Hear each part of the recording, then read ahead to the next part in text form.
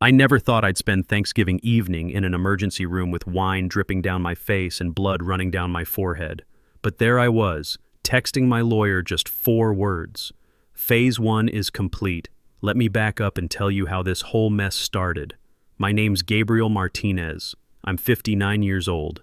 Been retired from my supervisor job at Southwest Construction for about 2 years now. My wife, Linda, passed away 4 years ago from a heart attack. Since then, I've been living alone in our 3-bedroom house here in Scottsdale, Arizona. It's a decent place, nothing fancy.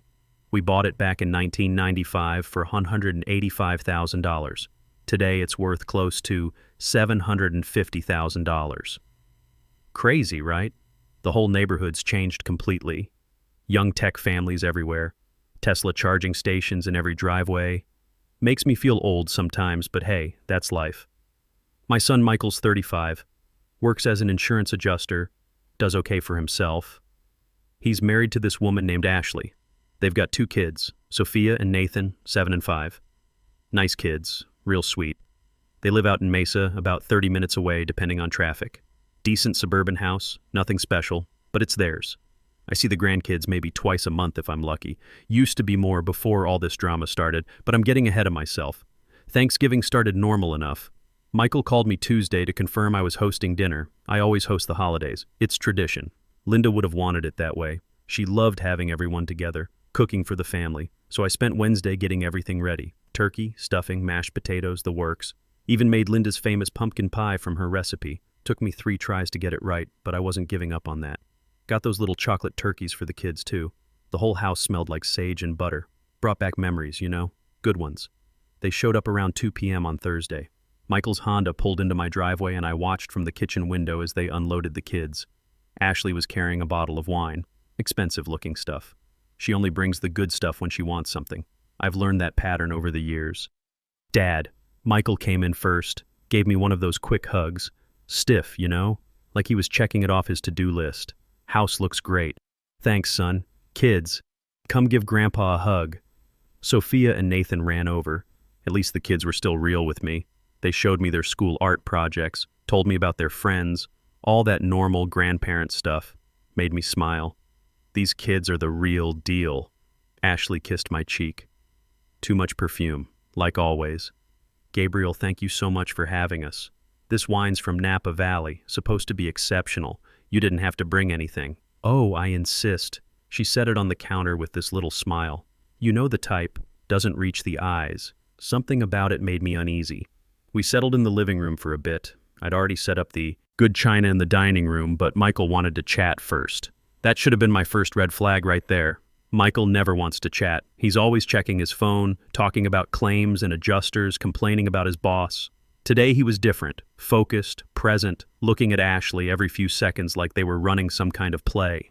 So, Dad, Michael started, Ashley and I have been talking about your situation here. My situation? I kept my face neutral. What situation's that? Living here alone. This big house. It's a lot for one person to maintain. I smiled, kept my voice level. I managed just fine. House is paid off. Maintenance isn't too bad.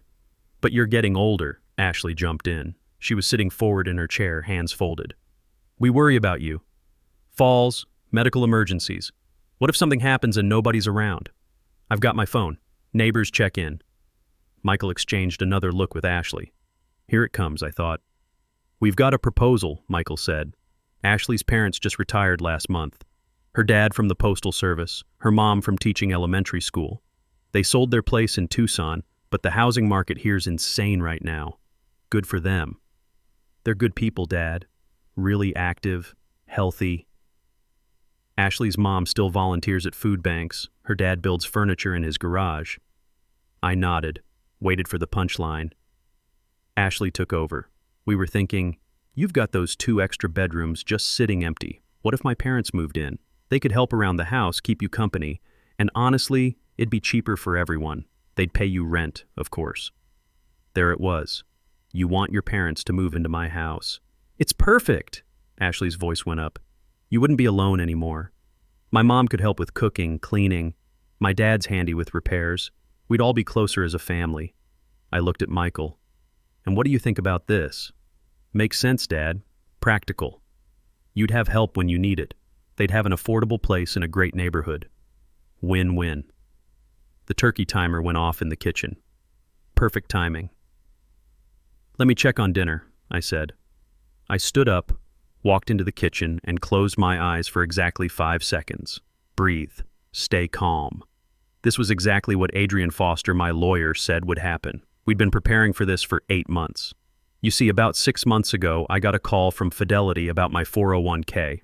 Someone had tried to access my account online. They didn't get in, but they'd gotten far enough that the system flagged it as suspicious. Used some of my personal information: birth date, Linda's maiden name, my mother's maiden name. The attempt came from Michael's IP address. I didn't confront him. Instead, I called Adrian Foster, the estate lawyer who'd handled Linda's will. Smart guy, used to work in elder law before switching to estates. He knew exactly what this smelled like.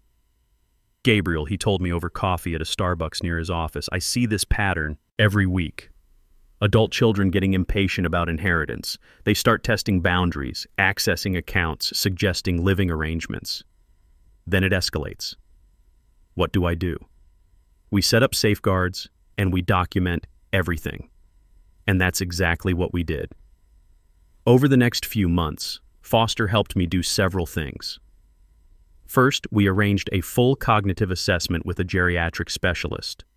I passed with flying colors, documented proof I was mentally sharp, no signs of dementia or anything like that. Second, we updated my will with ironclad language and multiple witnesses. Third, we set up a living trust with specific instructions about my assets. Fourth, and this was Foster's brilliant idea, we installed cameras in my living room, dining room, and kitchen. Ring doorbell plus 2 hidden security cams. "If they're planning something bigger," Foster said, "they'll reveal it eventually. And when they do, you'll have proof." Smart man, that Foster. So there I was in the kitchen checking on the turkey. Perfect. Golden brown, thermometer reading exactly 165 degrees. I carved it at the counter, plated everything nice, and called them to the table. Dinner started pleasant enough. The kids talked about school, their teachers, their friends. I asked Michael about work. Claims were up this quarter. His boss was being a pain. Ashley complimented the food, said I was getting better at cooking. All very civilized, very normal. Then Michael brought it up again. "So, Dad, about Ashley's parents. You had time to think about it?" I set down my fork. "I have. And I appreciate the concern, but I'm not interested in having roommates." Ashley's smile flickered. "Roommates? They're family, Gabriel. They're your family. I've met them maybe 3 times.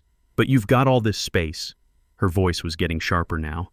2 empty bedrooms, your own master suite. What are you even using them for? That's my business." Michael leaned forward. "Dad, be reasonable. You're 59, living alone in a big house. What happens when you're 65? 70? Eventually you'll need help. Then I'll hire help or move to a retirement community. On my terms." "Those places cost a fortune," Ashley actually laughed. "Why spend money on strangers when you could have family here helping you?" "Because it's my money and my house." The room went quiet. Sophia looked scared. Nathan was focused on his mashed potatoes, probably sensing the tension but not understanding it. "Kids," I said gently, "why don't you go watch TV in the living room? There's probably football on." They scrambled off. Smart kids. They could feel the storm coming. Once they were gone, Michael's nice guy mask dropped completely.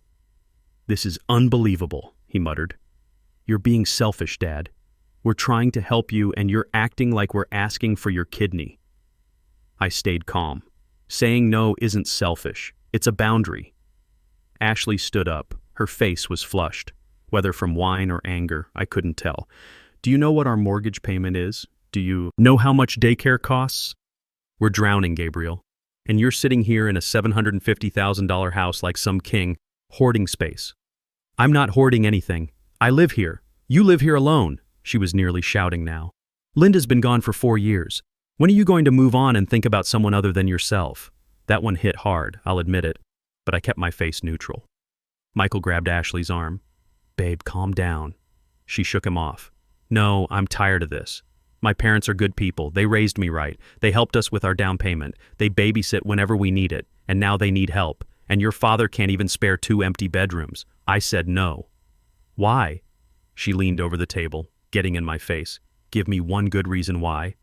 Because I don't want to. That's when her hand shot out and grabbed the wine bottle. Before I could process what was happening, she hurled the contents right at me. Not the bottle itself, thank God. But the red wine hit me square in the face, splashing across my forehead, my shirt, the wall behind me. Some went in my eyes, burned like hell. The empty bottle slipped from her hand and hit the edge of the table, shattering. A piece of glass caught my eyebrow. I felt warmth, then blood. Ashley! Michael jumped up. I stood slowly, touched my forehead. My fingers came away red.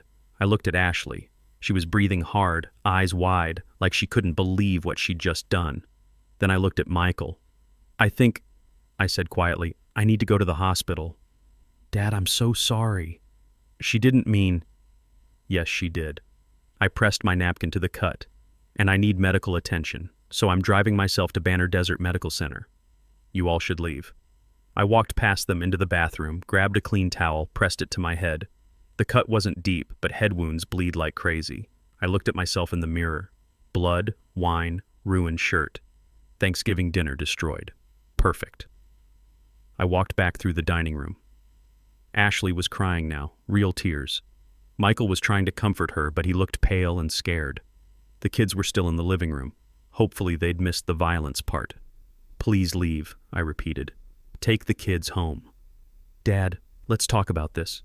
There's nothing to talk about. Your wife just assaulted me. I need medical care. Please leave my house. I grabbed my keys and walked out. Got in my Ford F-150, started driving to the hospital. At a red light on Scottsdale Road, I pulled out my phone and texted Foster. Phase 1 is complete. He responded immediately. On my way to hospital. Don't talk to Michael until I get there. Banner Desert Medical's emergency room on Thanksgiving was busy but manageable. A triage nurse took one look at my head and the blood on my shirt and got me back pretty quickly. While I waited for the doctor, Foster showed up. 50-something guy, always wears these polished leather shoes. Carries a briefcase like he's from the 1980s. Old school professional. He looked at my forehead and shook his head. Tell me exactly what happened. I recounted the whole dinner. Every word I could remember. Foster took notes on his iPad, asked specific questions about timing, what was said, who was present. They took the kids home? I assume so. Good. You did exactly right leaving when you did. He paused. And the cameras? Should have caught everything. Gabriel, I need to ask, do you want to press charges? I looked at him. This was the moment Foster and I had discussed extensively. If things escalated to physical violence, we had options. Assault charges, restraining orders. But it would mean nuclear war with my family. Yes, I said. I want to press charges. Foster nodded. I'll contact Maricopa County Sheriff's Department. Within an hour, 2 deputies showed up at the hospital. The deputies were professional, respectful. A male constable and a female sergeant. They took my statement, photographed my injury, bagged my wine-stained shirt as evidence. Asked if I felt safe going home. I do, I said. But I want a restraining order against my daughter-in-law. We'll file the assault charge first, the female sergeant said. Assault with a weapon. In this case, the wine glass and contents. Given your age, there may be additional considerations under Arizona elder abuse statutes. Elder abuse. I was 59, not exactly elderly, but apparently old enough to qualify under state law. They left to file paperwork. A doctor finally saw me around 9 p.m., cleaned the cut, applied liquid stitches. Minor injury, no concussion, but they wanted to keep me for observation for a couple hours just to be safe. Foster stayed with me the whole time. Around 10 p.m., my phone started buzzing. Michael. I let it ring, then Ashley, then Michael again. Text messages started coming in. Don't answer, Foster advised. Let them sweat. Around midnight, I was discharged. Foster drove me home in his BMW. My house was dark, empty. I half expected Michael to be waiting on the porch, but no one was there. Foster followed me inside. Let's check the footage. We went to my home office. I pulled up the security system on my computer. 3 camera angles. Living room, dining room, kitchen. We watched the whole thing from start to finish. Ashley's escalation was crystal clear, her throwing the wine, the glass shattering, Michael's weak attempts to control her, my calm exit. "This is gold," Foster said. "Clear video, clear audio, unprovoked assault." "The fact that you stayed calm and left immediately makes you look completely reasonable."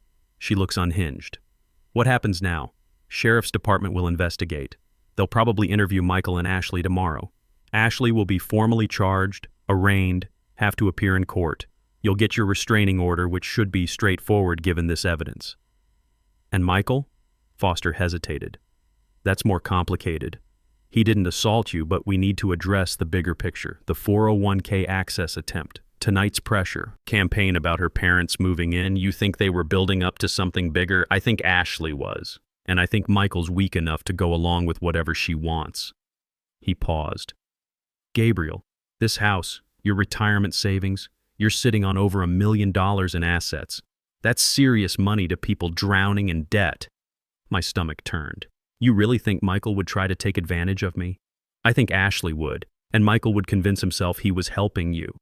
Foster closed his laptop. "The suggestion about her parents moving in? That's classic. Get people established in the house, create dependency, then start pushing for power of attorney. Maybe even guardianship down the road. Jesus. What do? We go on offense. Tomorrow I file a formal complaint about the 401k access with both Fidelity and the Sheriff's Department. Attempted financial exploitation of an elderly person is a felony in Arizona. We also update your estate documents to make it crystal clear that Michael forfeits his inheritance if he contests the will or tries any legal maneuvers." "What about the grandkids?" Foster's expression softened. "We set up education trusts for them, separate from Michael's inheritance, managed by an independent trustee. They'll get money for college when they turn 18, regardless of what happens with their parents." That felt right.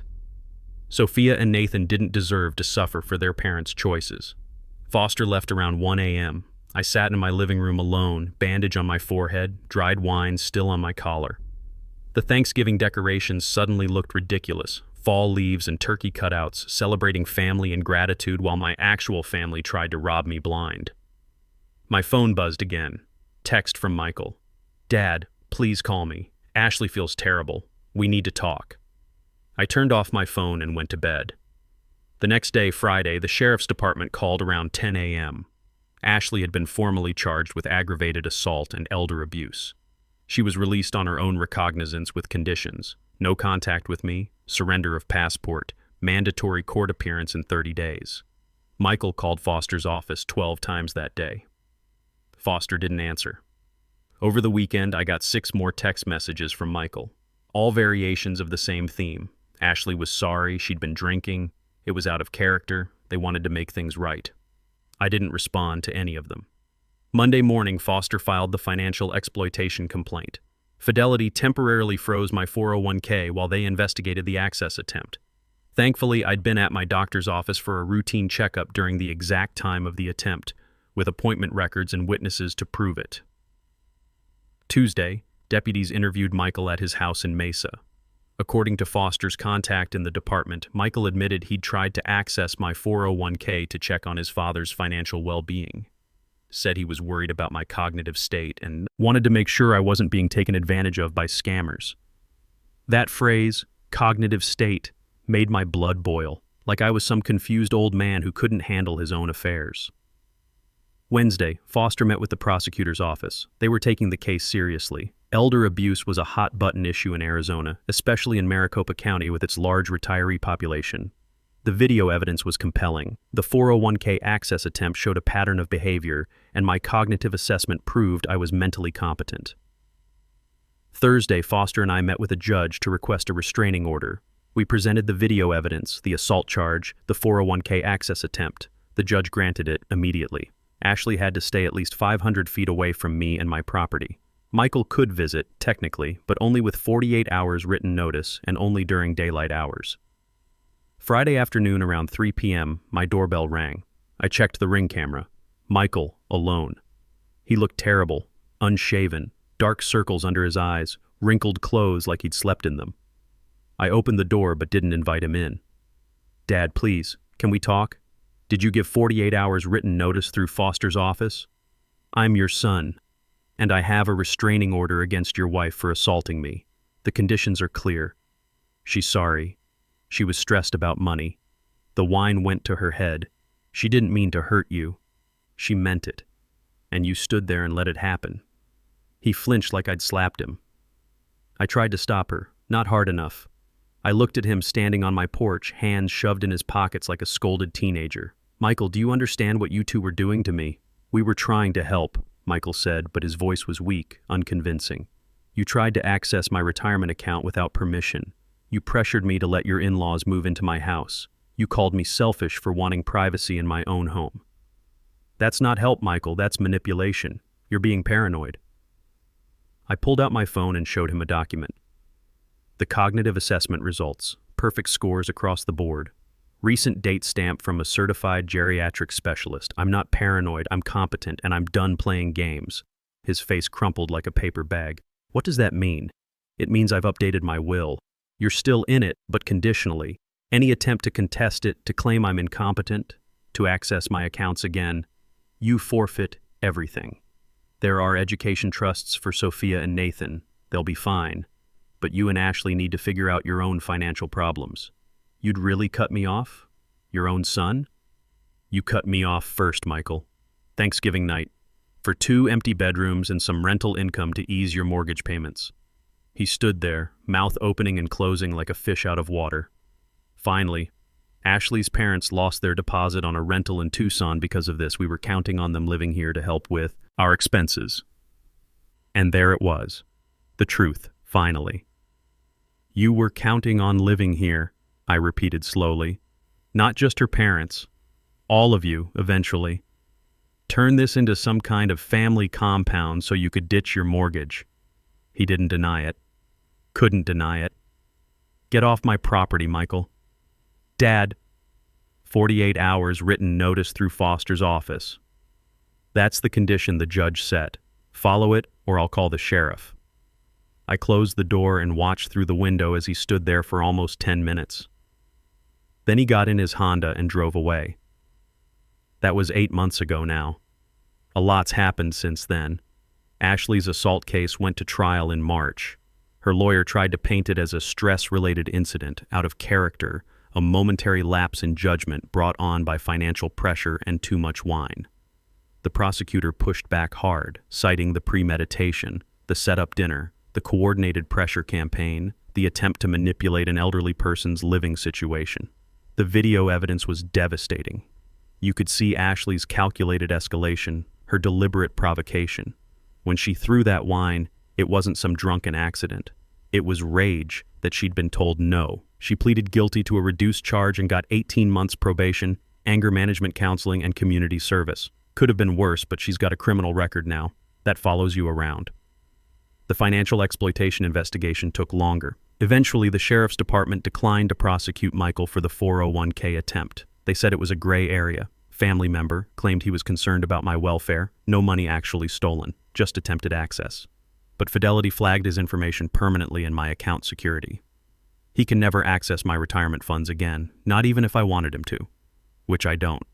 Michael sent me letters over the months, 6 of them total, all variations on the same theme, apologizing, explaining their financial stress, asking for forgiveness. His insurance job was struggling after some company reorganization. Ashley had to go back to work part-time at a dental office. Daycare costs were brutal, $200 a month for 2 kids. Ashley's parents ended up in a senior community in Tucson after all, struggling with the cost on their teacher and postal worker pensions. According to Michael's letters, they blamed me for their housing problems. It all sounded reasonable on paper, made me feel guilty for about 5 minutes. But then I'd remember his face when he said cognitive state. I'd remember the 401k attempts, the pressure, the entitlement, the way Ashley looked when she threw that wine, pure hatred, because I'd told her no. I didn't respond to any of the letters. Last spring, I started making some changes. Joined the VFW post down on Indian School Road.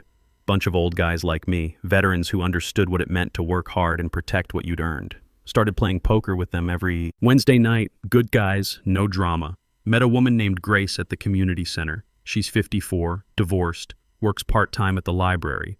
Her ex-husband tried to clean her out in the divorce, so she understands about protecting yourself from family who think they're entitled to your stuff. We go to movies, have dinner sometimes. Nothing serious, just companionship. My financial advisor says my retirement accounts are doing great. House keeps going up in value too, probably worth $800,000 now. I'm comfortable, secure, safe. Can afford to travel, enjoy myself, live however I want. Sophia sent me something last month that broke my heart. A drawing showed up in my mailbox, no return address, but I recognized her handwriting on the envelope. Picture of me and her and Nathan at a park, all of us smiling. "I miss you, Grandpa," written in purple crayon. I sat in my truck and cried for 20 minutes, but I didn't call Michael. Because that's exactly what he's hoping for. He wants the grandkids to be the emotional leverage, the way back into my life and my wallet. Foster says when Sophia turns 18, she can contact me directly. We'll have coffee, I'll explain everything that happened. Maybe she'll understand. Her parents tried to manipulate her grandfather. Maybe she won't. That's 11 years away. I'm 59 years old. Might have 30 more years, might have 10. But however long I've got left, I'm living it on my terms, in my house, with my boundaries intact. Sometimes family means people who love you unconditionally. Sometimes it means people who will love you conditionally if you just give them what they want. After 35 years of trying to keep everyone else happy, I finally chose myself. And you know what? I sleep great at night.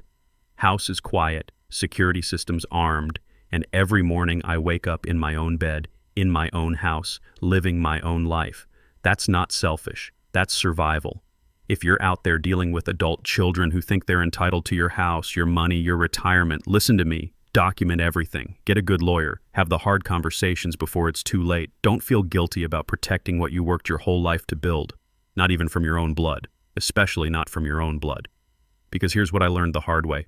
Some people will take advantage of anyone, including their own parents. They'll dress it up as concern for your welfare. They'll talk about family and helping each other out. But underneath all that nice talk, they're just waiting for you to die so they can inherit what you've built. I worked construction for 35 years, started as a laborer making $8 an hour, worked my way up to supervisor, saved every penny I could. Linda and I lived below our means, drove used cars, took cheap vacations so we could pay off the house and build retirement savings. We sacrificed so we'd be comfortable in our golden years. Michael grew up seeing all that sacrifice. He knew how hard we worked, but somehow in his mind that became his inheritance. Like I was just holding on to it temporarily until he was ready to take over. The 401k access attempt wasn't some momentary lapse in judgment. It was testing the waters, seeing if he could get into my accounts without me noticing. If that had worked, what would have been next? Transferring money, changing beneficiaries, and Ashley's parents moving in. That wasn't about helping me with loneliness or household chores. That was about establishing residency, creating dependency, setting up a situation where they could claim I needed supervision.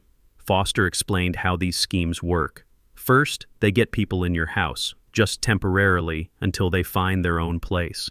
But temporary becomes permanent real quick. Then you're outnumbered in your own home. Next comes the concerned family meetings. Dad seems confused lately. He's having trouble managing his finances. Maybe we should help him with his accounts. They start small, offering to help with bills, suggesting joint bank accounts for convenience. Before you know it, they've got power of attorney. They're making decisions about your medical care, your living situation, your money. And if you object, well, that just proves you're not competent anymore. I've seen it happen to other guys at the VFW. Eddie Kowalski's daughter moved in to help after his wife died. Within 2 years, she'd sold his house and moved him into a nursing home so she could access his life insurance money. Eddie died 6 months later, broken and confused. That wasn't going to be me. The security cameras were the smartest thing Foster suggested, because when push came to shove, literally, I had proof. Not just my word against theirs, but video evidence showing exactly what happened and why. Ashley's mask came off completely that night. You could see it in the footage. The calculated escalation, the deliberate provocation. She wasn't some stressed-out daughter-in-law having a bad day. She was a predator who'd been told no, and she couldn't handle it. Michael's weakness was almost worse than Ashley's aggression. At least Ashley was honest about what she wanted. Michael tried to pretend he was protecting me while betraying me. That cognitive state comment still burns me up, like I was some confused old fool who couldn't see what was happening. I'm 59 years old, not 89. I've got all my marbles, thank you very much. But here's the thing. Even if I was having cognitive issues, that wouldn't give them the right to steal from me or manipulate me. There are legal ways to help elderly parents who need assistance. You don't sneak into their bank accounts and pressure them to sign over their property. Grace understands this better than most people. Her ex-husband tried similar tactics during their divorce, claimed she was mentally unstable, couldn't handle finances, needed supervision, all because she wouldn't give him half her retirement savings that she'd earned working at the library for 25 years. Family predators are the worst kind, she told me over coffee last week, because they use love as a weapon. They make you feel guilty for protecting yourself. That's exactly what Michael was doing with those letters, talking about Sophia and Nathan, how they missed their grandpa, using my love for those kids to try to guilt me into forgetting what he and Ashley had done. But loving your grandchildren doesn't mean you have to let their parents rob you blind.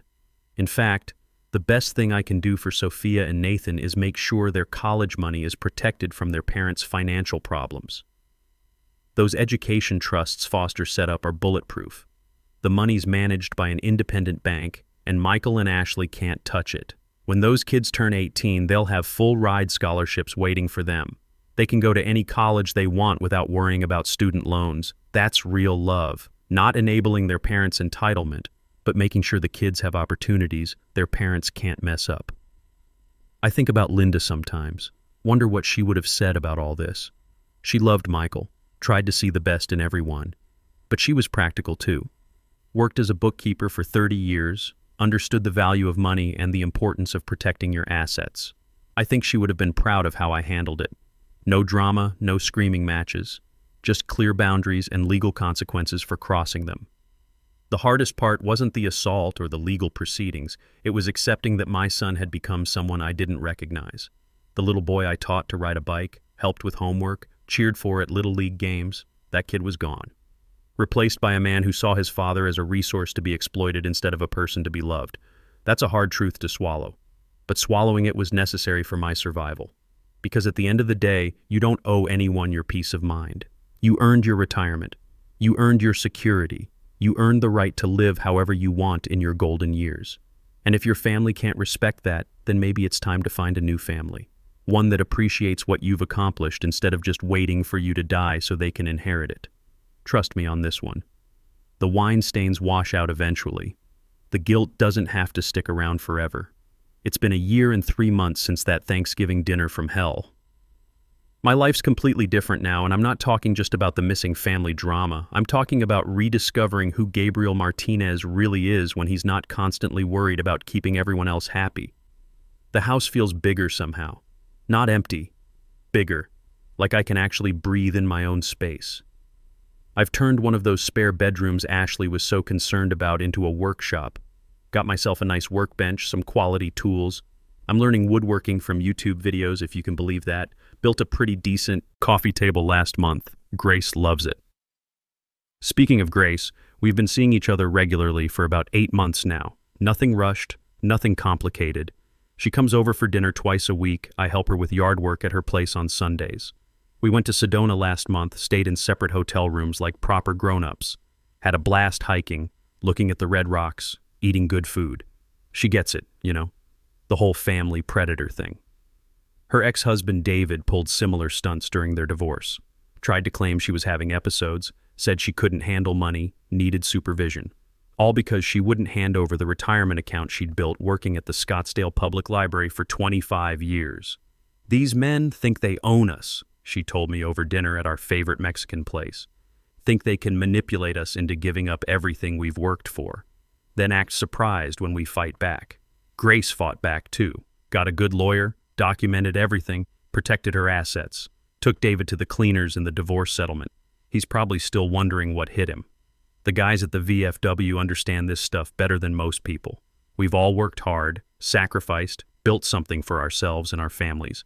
And we've all seen what happens when family members decide they're entitled to what we've earned. Charlie Ramirez served in Vietnam, worked as an electrician for 40 years. His son Tommy tried to get him declared incompetent so he could access Charlie's pension and Social Security. Failed, but not before causing 2 years of legal hell and costing Charlie about $15,000 in attorney fees. Family's supposed to be the people you can trust, Charlie said during one of our Wednesday poker games, but sometimes the people closest to you are the ones who'll cut your throat for $1. Harsh words, but accurate ones. I've learned a lot about myself this past year. Turns out I actually enjoy being alone sometimes. I can watch whatever I want on TV, eat dinner at 5 p.m. or 9 p.m., leave dishes in the sink overnight if I feel like it. Nobody's judging me, nobody's making suggestions about how I should live. Linda and I had a good marriage, don't get me wrong, but after 30 years together, you fall into patterns, routines, compromises. Now I'm discovering what I actually like versus what I did to keep peace in the house. I like jazz music. Never knew that before. Linda preferred country. I like spicy food. Really spicy. Linda had a sensitive stomach. I like staying up late, reading detective novels and sleeping until 8 a.m. Linda was an early bird who wanted lights out by 10 p.m. These aren't criticisms of Linda or our marriage. They're just discoveries about myself that I couldn't make while I was constantly accommodating someone else's preferences. Same thing with Michael and Ashley's demands. I spent so much energy trying to find compromises, trying to make everyone happy, that I never stopped to ask myself, what do I actually want? What I want is to live in my own house on my own terms without people pressuring me to change my life to solve their problems. That's not selfish. That's self-knowledge. The education trusts for Sophia and Nathan are doing well. Foster sends me quarterly reports. By the time they turn 18, each kid will have about $75,000 for college. Full ride scholarships to any state school in Arizona, or a good chunk of change toward private universities if they want to go that route. I think about them sometimes. Wonder what they're learning about their grandfather from their parents. Probably nothing good. Michael's likely painting me as the selfish old man who abandoned his family over money. Maybe when they're older, they'll understand that protecting their college money from their parents' financial irresponsibility was actually an act of love. Maybe they won't. I can't control that narrative. What I can control is my own life, my own choices, my own peace of mind. I've started traveling more. Took that Alaska fishing trip last summer. 2 weeks of salmon fishing and absolutely no cell phone service. Magnificent. Thinking about Ireland next year, maybe Scotland. Linda always wanted to see the Highlands. The money's there. House is worth $825,000 now, according to my realtor neighbor. Retirement accounts are up about 12% this year. I can afford to enjoy myself, and that's exactly what I'm doing. Sometimes I run into people who knew Linda and me as a couple. They ask about Michael and the grandkids. I give polite, vague answers. We're not as close as we used to be. Different priorities these days. People don't usually push for details. The ones who do push get the truth, or at least the simplified version. Michael and his wife had some financial problems and thought I should solve them. I disagreed. Things got unpleasant. Most people understand immediately. Either they've dealt with similar family situations or they're smart enough to read between the lines. A few people have suggested I should forgive and forget, that family's more important than money. Those people get educated real quick about the difference between family conflicts and attempted financial exploitation. Money isn't the issue here. Respect is the issue. Boundaries are the issue. The right to live your own life without interference from people who think they know better than you do. I earned this house. I earned this retirement. I earned the right to make my own decisions about how to spend my golden years. Nobody gets to take that away from me, not even my son. And definitely not some entitled daughter-in-law who thinks throwing wine at her father-in-law is an acceptable way to express disagreement. The restraining order's still in effect, by the way. Ashley has to stay 500 feet away from me and my property. Michael can visit with 48 hours written notice, but he's never taken advantage of that option. Part of me wonders if he's too proud to follow the formal process. Part of me thinks Ashley won't let him. Either way, I'm not losing sleep over it. At the end of the day, you don't owe anyone your peace. Not even family. Especially not family. You know what really gets me about this whole situation? It's how they tried to flip the script. Made me the bad guy for protecting what I'd worked my entire life to build. Called me selfish for wanting to live in my own house without interference. That's gaslighting, plain and simple. Grace taught me that word. It's when someone makes you question your own reality, your own judgment, your own right to make decisions about your own life. Gabriel, Ashley had said that night, leaning across my dining room table with wine on her breath and entitlement in her eyes. When are you going to move on and think about someone other than yourself? Think about someone other than myself? Lady, I'd been thinking about other people for 35 years. Worked double shifts so Michael could have new school clothes. Skipped vacations so we could pay for his college. Linda and I drove 10-year-old cars so we could have money in the bank for emergencies. I thought about Michael when I set up that education trust for Sophia and Nathan. Thought about him enough to make sure his kids would have college money even though their father tried to steal from their grandfather. But apparently none of that counted because I wouldn't turn my house into a boarding facility for Ashley's unemployed parents. The manipulation was masterful, I'll give them credit for that. They came at me from every angle. First, the concerned trolling. We worry about you living alone. Then the guilt trips. What would mom think? Finally, the direct financial pressure. Do you know what our mortgage payment is? Each approach designed to make me feel like the problem. Like my perfectly reasonable desire to live independently in my own home was somehow cruel or irrational. This is what predators do. They don't come at you with guns blazing. They work on your emotions first, make you feel guilty for protecting yourself, make you feel selfish for having boundaries. I see it all the time now at the VFW. Guys my age getting pressure from adult children who think retirement savings are just delayed inheritance. Kids who grew up comfortable because their parents sacrificed, then turned around and demanded access to what made that comfort possible. Frank Delgado's daughter wanted him to co-sign on a $400,000 house because family helps family. When Frank said no, she stopped bringing his grandchildren around for visits. Emotional blackmail, pure and simple. Joe Rodriguez, no relation, different Martinez family, had his son helping with his finances. Turned out the kid was transferring money from Joe's savings into his own account to cover gambling debts. By the time Joe figured it out, he was down $30,000. These aren't isolated incidents. This is a pattern. Adult children who never learn that their parents' money isn't their money, who think loving your parents means accepting whatever demands they make on your resources. The sad thing is, a lot of these guys give in. They're so afraid of being alone, so desperate to maintain family relationships, that they'll sacrifice their own financial security to keep the peace. Not me. I'd rather be alone and solvent than surrounded by family and broke. Grace and I talk about this a lot. How society pressures older people to be generous with family members who haven't earned it. How we're supposed to be grateful for any attention from our adult children, even when that attention comes with a price tag attached. They want us to be grateful for being used, Grace said last week while we were making dinner together. Like we should be happy someone's willing to take our money.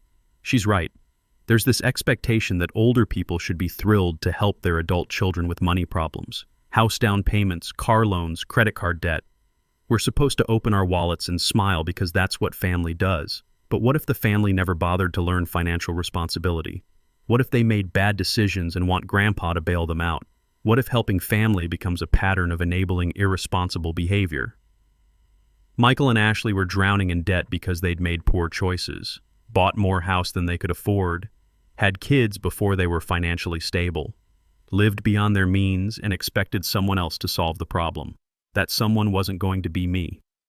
I worked construction for 35 years, started at the bottom, learned the trade, worked my way up to supervisor, saved money when times were good so I'd have something when times were bad, lived below my means so I could retire with dignity. Michael had every opportunity to do the same. Good education, decent job, stable marriage, but instead of building his own financial security, he spent his time figuring out how to access mine. That's not love. That's parasitism. Love would have been visiting his old man more often just to spend time together. Love would have been bringing the grandkids around without expecting anything in return. Love would have been respecting my right to make my own decisions about my own property. Instead, I got manipulation, attempted theft, and assault with a wine bottle. The restraining order expires next month. Part of me wonders if Michael will show up at my door when it does. Part of me hopes he's learned something from all this legal drama. But mostly I don't think about it. I'm too busy living my life. Last month I flew to Montana to visit an old Army buddy. Haven't seen Bill Crawford in 15 years, but we picked up like no time had passed. Spent a week fishing, drinking beer, telling stories about the good old days when our biggest worry was passing PT tests. Bill's dealing with his own family drama. His ex-wife wants him to pay for their daughter's wedding. $25,000 for one day. The daughter's 28, got a good job, but thinks daddy should fund her princess fantasy. I told her to elope, Bill said while we were casting lines into the Yellowstone River. Vegas wedding, I'll pay for the honeymoon. But I'm not dropping my truck payment on a party. Smart man. Bill understands that loving your children doesn't mean funding their every desire. We talked a lot about this stuff, how our generation worked hard and saved money but somehow raised kids who think money grows on trees. How saying no to unreasonable demands makes us the bad guys in our own families. Maybe we were too good to them, Bill said. Maybe we should have let them struggle more when they were young. Maybe. But you can't change the past. You can only protect your future.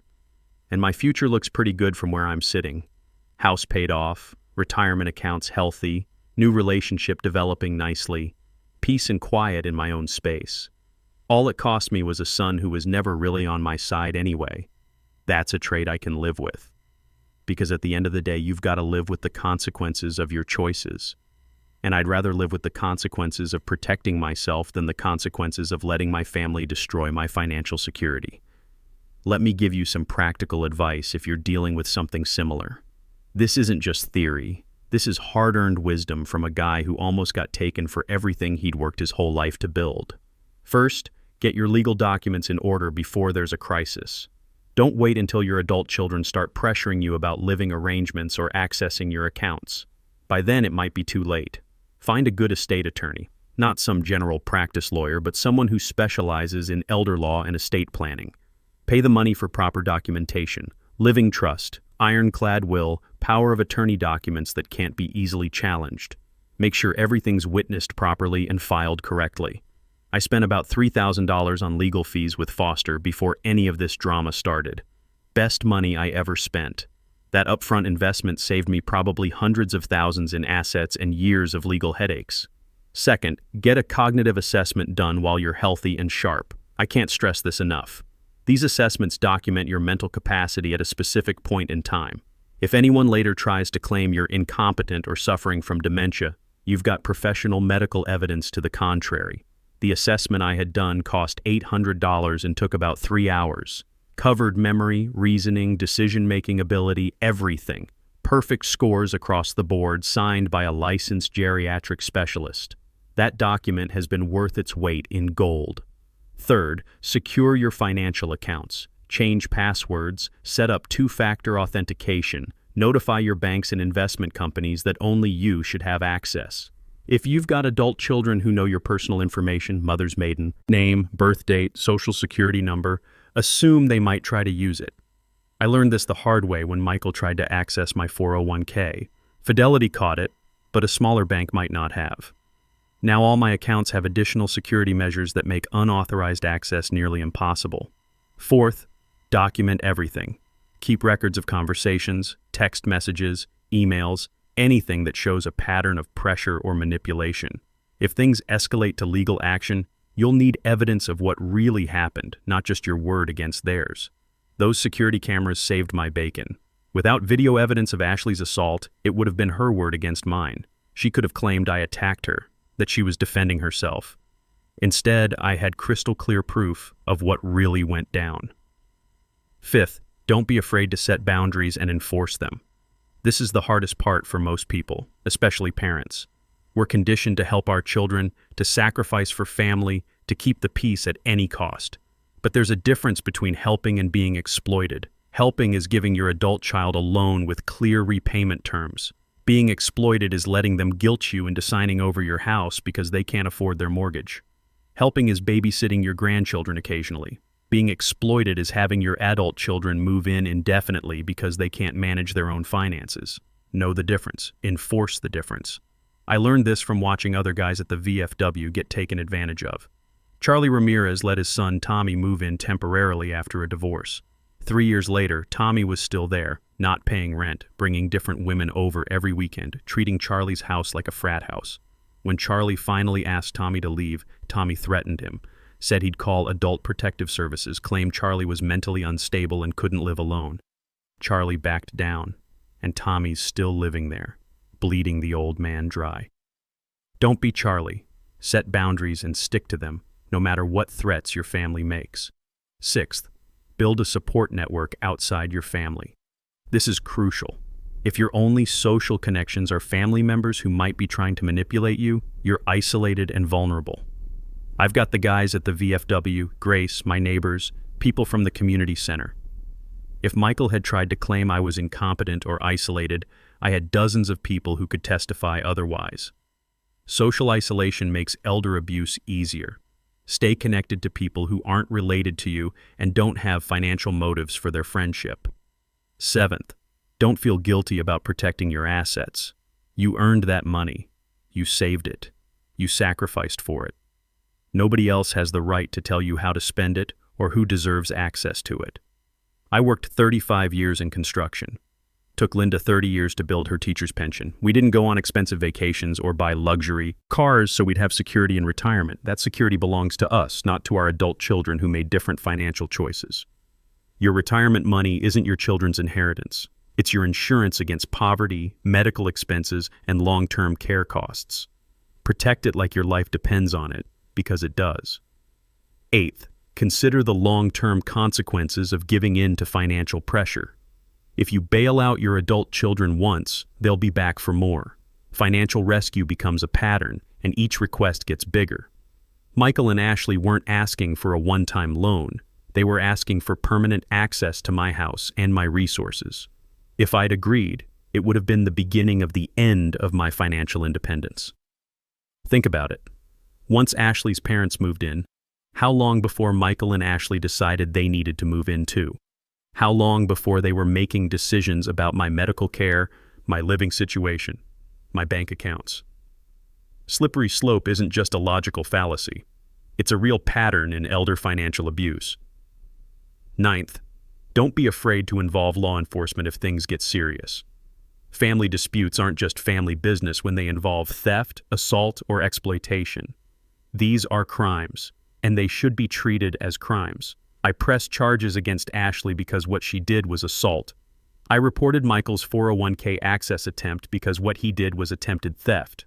Family relationship doesn't excuse criminal behavior. The police and prosecutors in Arizona take elder abuse seriously. They've got specialized units, trained investigators, specific statutes. Use these resources if you need them. Finally, remember that protecting yourself isn't selfish. It's necessary. You can't help anyone if you're financially destroyed. You can't be a good grandfather if you're stressed and broke because your adult children are bleeding you dry. Taking care of yourself first isn't selfishness. It's survival. And that's what this whole story is really about, survival. Not just financial survival, but emotional survival. The survival of your dignity, your independence, your right to make your own choices about your own life. I'm sitting here in my workshop on a Saturday morning, putting the finishing touches on a bookshelf for Grace's living room. The sun's coming through the windows, jazz is playing on the radio, and I've got nowhere else I need to be. This is what peace feels like. It's been almost 2 years since that Thanksgiving dinner from hell. 2 years since Ashley threw wine at me and changed the entire trajectory of my relationship with my son. 2 years since I learned the hard way that sometimes protecting yourself means losing people you love. But here's what I've figured out in those 2 years. They weren't really loving me anyway. Real love doesn't come with conditions. Real love doesn't demand that you sacrifice your security to solve someone else's problems. Real love doesn't try to manipulate you into giving up what you've worked your whole life to build. What Michael and Ashley were offering wasn't love. It was a transaction. They'd continue to include me in family gatherings as long as I was useful to them financially. The moment I stopped being useful, the threats started. The manipulation started. The violence started. That's not family, that's extortion with holiday dinners. I think about Linda sometimes, wonder what she'd make of all this. She loved Michael, tried to see the best in everyone, but she was practical too. Worked as a bookkeeper for 30 years, understood the value of money and the importance of financial security. I think she would have been proud of how I handled it. No screaming matches, no dramatic confrontations, just clear boundaries and legal consequences for crossing them. Clean, professional, final. The education trusts for Sophia and Nathan are doing even better than Foster projected. Conservative investments, steady growth. By the time those kids turn 18, they'll each have close to $85,000 for college. Full scholarships to any state school in Arizona, or a good chunk toward private universities if they want to go that route. That's my real legacy. Not the house that Michael thought he was entitled to, not the retirement accounts that Ashley wanted to tap into. My legacy is making sure those kids have opportunities their parents can't mess up. Maybe someday they'll understand that their grandfather protected their future from their parents' financial irresponsibility. Maybe they won't. But the money will be there either way, and that's what matters. I got a letter from Michael last month. First contact in over a year. Handwritten, 3 pages long, full of apologies and explanations. Ashley's gotten some therapy, apparently. They've been to financial counseling. They understand now that what they did was wrong. He wants to reconcile, wants to bring the kids over for a visit, promises that Ashley has learned her lesson, that she'd never do anything like that again. I read the letter twice, then put it in my filing cabinet with all the others. Didn't respond, won't respond. Because here's what Michael still doesn't understand. This was never about the wine-throwing incident. That was just the moment when their true nature came out into the open. This was about the months of pressure before that night, the 401k access attempts, the manipulation, the entitled attitude that my house and my money somehow belong to them. You can't apologize your way out of that. You can't go to therapy and make it go away. Some lines, once crossed, change everything permanently. Grace thinks I'm being too hard on them. She's got a softer heart than I do, still talks to her ex-husband occasionally despite everything he put her through. But Grace didn't have family members try to steal from her. Different situation, different response. People change, Gabriel, she said over dinner last week. Maybe they really have learned something. Maybe they have. But I'm not willing to risk my security and peace of mind to find out. The restraining order expired 8 months ago. Michael could show up at my door anytime he wants to. He hasn't. Part of me thinks he's ashamed. Part of me thinks Ashley won't let him. Either way, I'm not losing sleep over it. I've built a good life here. Got my routines, my hobbies, my relationships. Grace and I are talking about taking a cruise to Alaska next summer. The VFW guys are planning a reunion trip to visit some of the Vietnam memorial sites. I'm thinking about getting a dog, maybe a lab mix from the rescue shelter. My house is worth about $850,000 now. Retirement accounts are up another 8% this year. I can afford to do whatever I want, go wherever I want, live however I want. That's freedom, real freedom. And I didn't have to sacrifice my dignity or my security to maintain relationships with people who saw me as a resource instead of a person. The guys at the VFW understand this better than most people. We've all worked hard, sacrificed, built something for ourselves and our families, and we've all seen what happens when family members decide they're entitled to what we've earned. You did the right thing, Charlie Ramirez told me last week. Charlie's still dealing with his son Tommy living in his house, still getting taken advantage of. I wish I had the guts to do what you did. It's not about guts. It's about knowing your worth and protecting what you've built. It's about understanding that loving your family doesn't mean letting them destroy your financial security. If you're out there dealing with adult children who think your retirement is their inheritance, who pressure you about your living situation, who try to access your accounts without permission, remember this story. Remember that saying no isn't selfish. Setting boundaries isn't mean. Protecting yourself isn't cruel. You earned your retirement. You earned your security. You earned the right to live however you want in whatever's left of your life. Don't let anyone take that away from you, not even family, especially not family, because at the end of the day, the only person guaranteed to look out for your interests is you. Make sure you're up to the job. Trust me on this one. The wine stains wash out. The guilt fades. But losing your financial independence? That's something you never recover from. I sleep great at night in my own bed, in my own house, living my own life, and that's worth more than all the family approval in the world. That's the bottom line here. Family approval is nice to have, but it's not essential for survival. Financial security is essential. Peace of mind is essential. The right to live your own life on your own terms, that's not negotiable. I see too many guys my age who are afraid to stand up to their adult children because they're terrified of being cut off from grandchildren or excluded from family gatherings. They'd rather be broke and stressed than alone and solvent. I understand that fear. I felt it too. The idea of losing Sophia and Nathan, of missing their birthdays and school plays and graduation ceremonies, that was the hardest part of this whole situation. But here's what I've learned. Being manipulated and exploited by your family isn't really being included in their lives. It's being used by them. There's a difference between being loved and being needed for what you can provide. Real relationships don't require you to sacrifice your security. Real family doesn't threaten to cut you off if you don't open your wallet. Real love doesn't come with a price tag attached. And if your family relationships do have price tags, then maybe it's time to find better relationships. I've got more genuine friendship and companionship with Grace and the guys at the VFW than I ever had with Michael and Ashley. These people like me for who I am, not for what I can do for them financially. They don't measure their affection for me based on how much money I'm willing to spend on their problems. That's what real relationships look like.